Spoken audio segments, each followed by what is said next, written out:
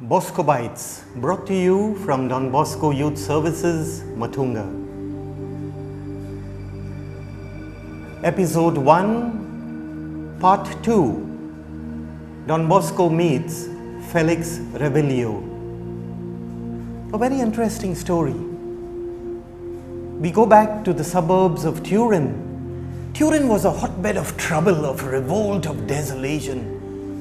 Teenagers who had not succeeded in selling themselves to work at Porta Palazzo, the largest market in Turin, as laborers, often wandered the streets and the squares of Turin. They were jobless, they were sad, hopeless, aimless, and they were resigned to their poverty. They came from very unstable families, where everyone was unemployed. Looking for work was difficult. Trying to keep alive, to survive, was their only instinct. Many youngsters climbed up scaffoldings, hoping to take the place of some laborer who had just left, somebody who had fallen, somebody who was injured. And if there was no work, they would often try mugging a passerby. Approaching these youngsters was very difficult. Nobody approached them because they were very suspicious. Most of them spent their time playing, fighting, cursing, abusing. That was how they spent their days. Turin presented itself to the casual onlooker as a place of desolation, of poverty, in the first half of the 1800s. Youngsters on the streets of Turin were one of the products of the Industrial Revolution. The skills of the industrial workers now brought with them enormous economic benefits, no doubt, but they were also painful consequences for the poor and the helpless of society. Children, and mainly young, robust boys, were employed on the shop floors of factories. This had an effect on the health and stunted their growth. Other youngsters simply wandered the streets aimlessly. What were the risks these boys were exposed to? Was there someone who was concerned about their lives, about their future? Don Bosco himself writes in the memoirs of the Oratory, when they could not find jobs or they were idle on Sundays and on holidays, they tended to form gangs. They got into trouble that was legal, trouble that was moral, sometimes both. On Sundays, others came with some friends. Felix Reviglio, who is just 16 years old, recalls. He says, one day, some of our friends came to the oratory. We presented ourselves. We climbed over the low wall to reach the door that was already shut. Don Bosco's promise that he would treat youngsters with goodies often attracted many of us, and so we came. I was just 16. I entered the small church, and there was a service going on. I immediately realized that the oratory was actually a small little chapel that was converted from an old shed. We were in Turin, the year is 1847. We meet Don Bosco, a 32-year-old priest. What is the encounter that Don Bosco had with the boys? Felix Reviglio recalls, he says, together with my companions, we listened spellbound to a young priest. He was small. We listened attentively. His name was Father John Burrell. Immediately after the service, many of the youngsters ran out into the courtyard to play. But my first desire was to get to know and to meet the priest who had been so enthusiastically described to me by my friends as a loving father of the young, Don Bosco himself. All the boys at the oratory, all the boys on the streets had a very positive opinion of this priest of Valdoco, especially for his kindness that he showed them. It was this quality of his that attracted so many youngsters to him during the recreation. Youngsters were always around Don Bosco. They were attracted to his affectionate welcome. All the youngsters were moved by the way Don Bosco approached us. The young Felix will continue writing his story. He says, Don Bosco approached me with his gentle and penetrating eyes that were full of love. From that moment, I realized a great change came over me. An unspeakable joy swept over me, and for the very first time in my life, I felt called by God to a life of grace. Don Bosco, being a loving father, was God's instrument to call me to the priesthood.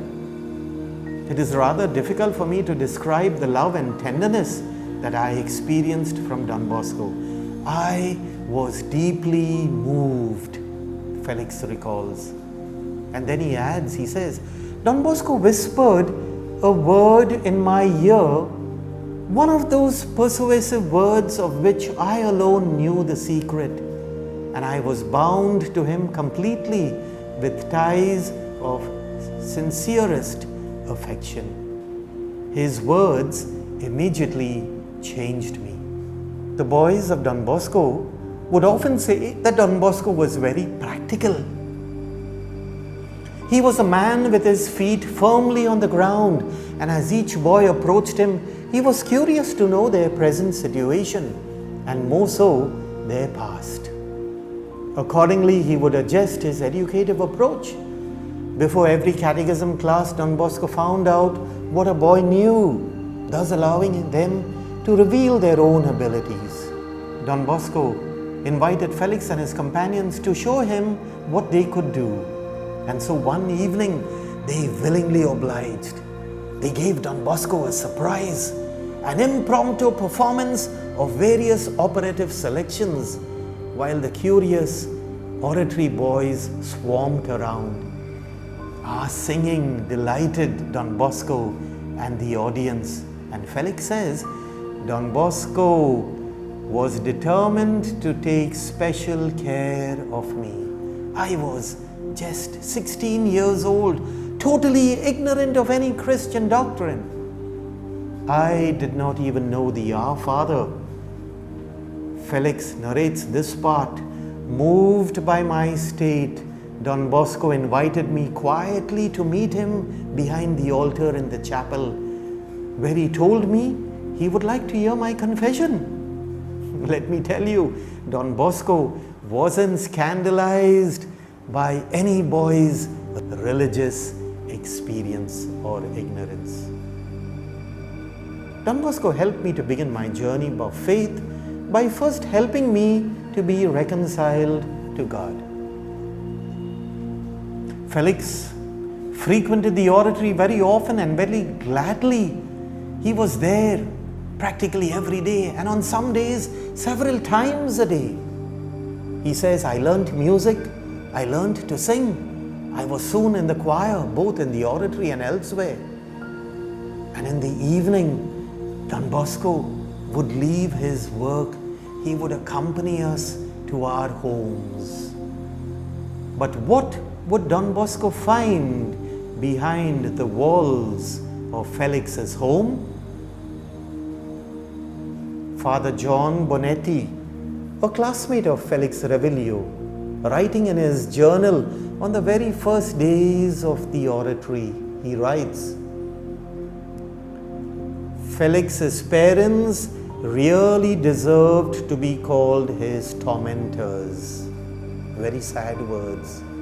Felix's parents really deserved to be called his tormentors. They mistreated him daily. Very often, after he had worn himself out at work all day, they kept him hungry. On learning that Felix was attending the oratory, they did all it took to stop him from meeting Don Bosco. When Don Bosco came to know about Felix's home situation, he once met him and found Felix in tears. He warmly reassured him with these words, "Remember, Felix, that no matter what happens, I'll always be a father to you. And if things really get bad, come to me, come to me." And so one evening in 1848, tired of his day's work, weak from hunger, outraged by the endless abuse and threats that was his daily lot, Felix ran out of his house and headed for the oratory. He knocked at the door. He recalls the dear mother of Don Bosco, Mamma Margaret, knowing that something had happened to me, welcomed me, wiped my tear, gave me some bread, a bowl of soup, and then offered me a place to lay my head. From that moment, I became the second official boarder at Don Bosco's house. This is a Salesian welcome and the immediate solicitude to those in need. Our Salesian hospitality is rooted right here when Don Bosco welcomed into his home boys from the streets. Felix grew up. He became an intelligent man. He was full of promise. Don Bosco, he says, used me to lay the foundations of a religious society. And we became the first professed members. We professed obedience to Don Bosco. I continued to help Don Bosco while I continued with my studies. But then a sad day came. I decided to leave Don Bosco and to join the diocese. Don Bosco left me perfectly free to consecrate myself to the diocese. Don Bosco's loving fatherly concern was never selfish or possessive. He let Felix Reviglio totally free to go and to make his own choice. He even helped Felix to enter the diocesan clergy. And Father Felix Reviglio became the parish priest of St. Augustine's, the very parish in which Felix was born. My dear friends of Don Bosco, my dear members of the Salesian family, let's return to those beautiful words in the year that Don Bosco gave. Remember, Felix, that no matter what happens, I'll always be a father to you. If things really get bad, come to me, come to me. These were the words that Don Bosco said to Felix Reviglio, a boy abused by his parents. His situation at home was unbearable, and those words gave him hope. If there is one gift that you and I can give the youngsters on our streets, is the gift of hope. They cling on to hope. This is the best gift, my dear friends, that we as Salesians, that we as friends of Don Bosco can give our youngsters. Our youngsters today face so many tormentors. Tormentors at home, tormentors in their workplace, tormented in their streets. They are bullied, they are abused. They are waiting for some affection. They are waiting for someone to give them hope. And I believe that in every difficult situation, no matter how hopeless, God sends a Moses to liberate them from these troubled and abusive moments. Don Bosco was sent as a Moses into the life of Felix Reviglio and to hundreds of other youngsters. Today, God sends you and me as another Moses, as another Don Bosco, to walk into the lives of these troubled youngsters, to offer them hope, to offer them a home, to offer them a place where they can say, this is where I truly belong. To help them nurture, to significantly change their lives, and then like Don Bosco say, now go, make the choice, live the choice that you always wanted to. This is the challenge that Don Bosco gives us. May the story, the encounter of the beautiful experience that Felix, a runaway kid, had with Don Bosco, be an opportune moment for us, my dear friends, to walk into the lives of these youngsters who are facing so many dangerous circumstances. God has need of you and me, every youngster who listens to this.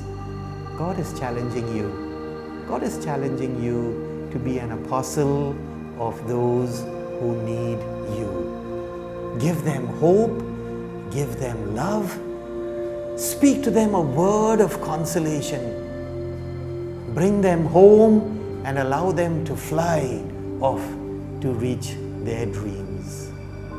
God bless you all. Thank you.